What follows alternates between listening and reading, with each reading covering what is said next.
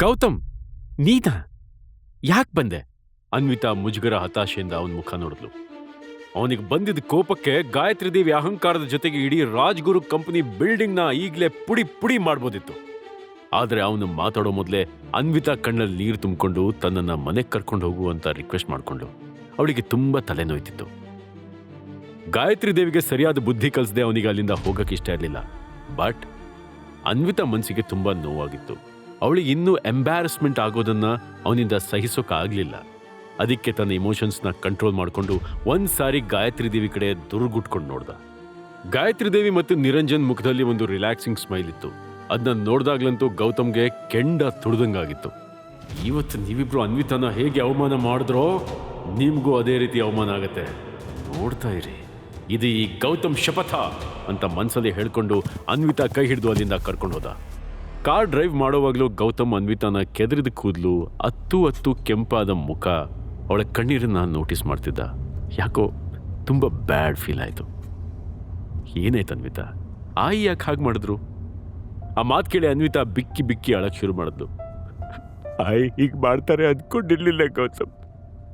ನಾನು ಮಾಡಿರೋ ಡಿಸೈನ್ಸ್ನ ಅವರು ನಿರಂಜನ್ಗೆ ಕೊಟ್ಟಿದ್ದಾರೆ. ಪ್ರಿನ್ಸ್ ಗ್ರೂಪ್ ಸೆಲೆಕ್ಟ್ ಮಾಡಿರೋದೆಲ್ಲ ನನ್ನ ಡಿಸೈನ್ಸ್ಗಳು. ಆದರೆ ಆ ಡಿಸೈನ್ಸ್ಗೆ ನಿರಂಜನ್ ಹೆಸರು ಕೊಟ್ಟಿದ್ದಾರೆ. ಅವನ್ ಸಿಗ್ನೇಚರ್ ಇದೆ ಗೊತ್ತಾ? ಯಾಕೆ ಹಿಂಗೆ ಮಾಡಿದ್ರಿ ಅಂತ ಕೇಳಿದ್ದಕ್ಕೆ ಆಯಿ ನಿರಂಜನ್ ಇಬ್ರು ನನ್ನೇ ಬ್ಲ್ಯಾಕ್ ಮೇಲ್ ಮಾಡಿದ್ರು.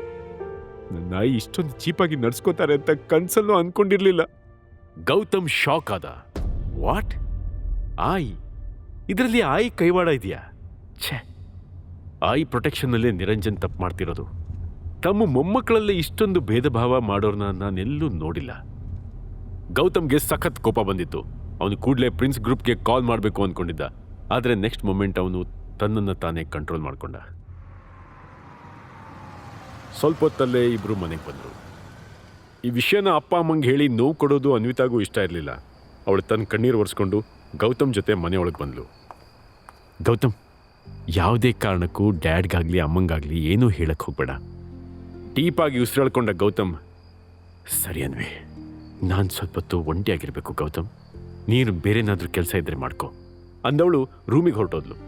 ಅವಳ ಕೆಂಪಾದ ಕಣ್ಣು ನೋಡಿದ ಮೇಲೆ ಗೌತಮ್ ತನ್ನ ಪಾಡಿಗೆ ತಾನು ಕಿಚನ್ಗೆ ಹೊರಟ. ಯಾರು ಇಲ್ದಿರೋದು ಕನ್ಫರ್ಮ್ ಮಾಡಿಕೊಂಡು ಭಾರ್ಗವ್ ಕುಲಕರ್ಣಿ ನಂಬರ್ಗೆ ಕಾಲ್ ಮಾಡ್ದ. ಹಲೋ ಚಿಕ್ಕದೊರೆ, ನೀವು ನನ್ನನ್ನು ನೆನೆಸ್ಕೊಂಡಿದ್ದೀರಾ ಅಂದರೆ ಆಶ್ಚರ್ಯ ಆಗ್ತಿದೆ, ಹೇಳಿ. ಗೌತಮ್ ಗಂಭೀರವಾಗಿ, ಮಿಸ್ಟರ್ ಭಾರ್ಗವ್, ಇವತ್ತು ರಾಜ್ಗುರು ಕಂಪನಿಯ ಚೇರ್ಮನ್ ಗಾಯತ್ರಿ ದೇವಿ ಜೊತೆ ಒಂದು ಪ್ರಾಜೆಕ್ಟ್ ಮೀಟಿಂಗ್ ಇತ್ತಾ? ಎಸ್ ಸರ್, ನಾನು ಈಗಷ್ಟೇ ಆ ಕಂಪ್ನಿಗೆ ಹೋಗಿ ಬಂದೆ. ನಮ್ಮ ಹೊಸ ಶಾಪಿಂಗ್ ಮಾಲ್ ಇದೆಯಲ್ಲ, ಆ ಪ್ರಾಜೆಕ್ಟ್ಗೆ ಸಂಬಂಧಪಟ್ಟ ಒಂದು ಮೀಟಿಂಗ್ ಇತ್ತು. ಇನ್ನೊಂದು ಎಕ್ಸೈಟಿಂಗ್ ವಿಷಯ ಅಂದರೆ ಅವ್ರ ಫ್ಯಾಮಿಲಿಲಿ ನಿರಂಜನ್ ರಾಜ್ಗುರು ಅಂತ ಒಬ್ಬರಿದ್ದಾರೆ ಸರ್. ಏನು ಅಮೇಝಿಂಗ್ ಡಿಸೈನರು.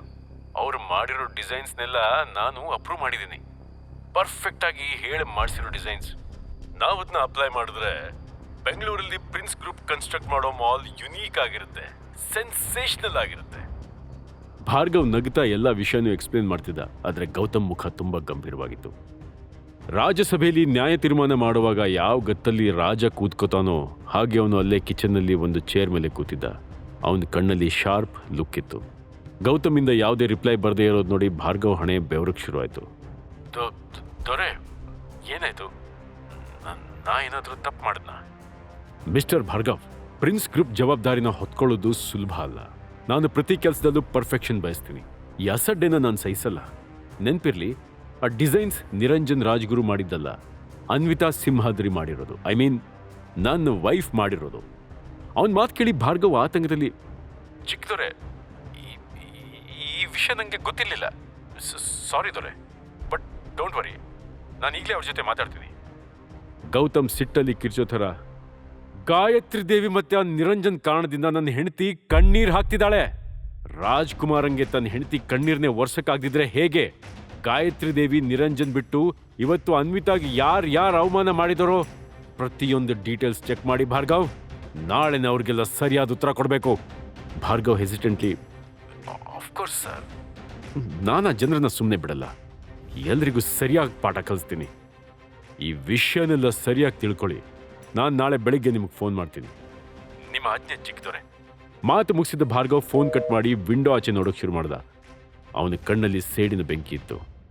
ಗೌತಮ್ ಕೋಪದಲ್ಲಿ ತನ್ನಷ್ಟಕ್ಕೆ, ಗಾಯತ್ರಿ ದೇವಿ, ಈ ಗೌತಮ್ ಸಿಂಹಾದ್ರಿ ಏನ್ ಮಾಡ್ತಾನೆ ಅಂತ ವೇಟ್ ಅಂಡ್ ವಾಚ್.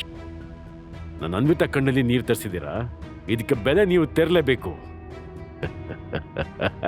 ಅಂತ ಡೆವಿಲಿಶ್ ಆಗಿ ನಕ್ಕ. ಸ್ವಲ್ಪ ಹೊತ್ತಿನಲ್ಲೇ ರಾತ್ರಿ ಆಯ್ತು. ಗೀತಾ ಮತ್ತೆ ಅನಿಲ್ ಊಟ ಮುಗಿಸಿ ಬೇಗ ಮಲ್ಕೊಂಡ್ರು. ಆದ್ರೆ ಅನ್ವಿತಾಗೆ ನಿದ್ದೆನೇ ಬರಲಿಲ್ಲ. ಅವಳು ಆ ಕಡೆ ಈ ಕಡೆ ಹೊರಳಾಡ್ತಾ ಚಡಪಡಿಸ್ತಾ ಇದ್ಲು. ಅವಳು ಟೆನ್ಷನ್ ನೋಡಿದ್ಮೇಲೆ ಗೌತಮ್ಗೂ ನಿದ್ದೆ ಬರಲಿಲ್ಲ. ನೋಡ್ತಾ ಬೆಳಕರಿತು. ಇವತ್ತು ಅವನು ಎಲ್ಲ ಕೆಲಸನೂ ಬೇಗನೆ ಮುಗಿಸಿ ಅನ್ವಿತಾನ ಡ್ರಾಪ್ ಮಾಡಕ್ಕಂತ ಆಫೀಸ್ಗೆ ಹೊರಟ.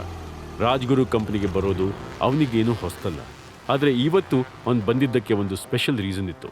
ಭಾರ್ಗವನ ಅಸಿಸ್ಟೆಂಟ್ ಎಕ್ಸ್ಪ್ರೆಷನ್ ನೋಡಿ ಅವಳಿಗೆ ಸಿಚುವೇಶನ್ ಕಾಂಪ್ಲಿಕೇಟ್ ಆಗ್ತಿದೆ ಅನ್ನೋದು ಅರ್ಥ ಆಯಿತು. ಗಾಯತ್ರಿ ದೇವಿ ತುಂಬ ಸಮಾಧಾನವಾಗಿ, ಸಾರಿ, ಆ್ಯಕ್ಚುಲಿ ಈ ನಿರಂಜನ್ಗೆ ಪೇಷನ್ಸ್ ಕಮ್ಮಿ, ಕೆಲವೊಮ್ಮೆ ಓವರ್ ರಿಯಾಕ್ಟ್ ಮಾಡ್ತಾನೆ. ಅವನ ಪರವಾಗಿ ನಾನೇ ಅಪಾಲಜಿ ಕೇಳ್ತೀನಿ. ಏನೂ ಅಂದ್ಕೋಬೇಡಿ, ಈ ಅಗ್ರಿಮೆಂಟ್ಗೆ ಸಿಗ್ನೇಚರ್ ಹಾಕೋದು ಮಾತ್ರ ಬಾಕಿ ಇತ್ತು.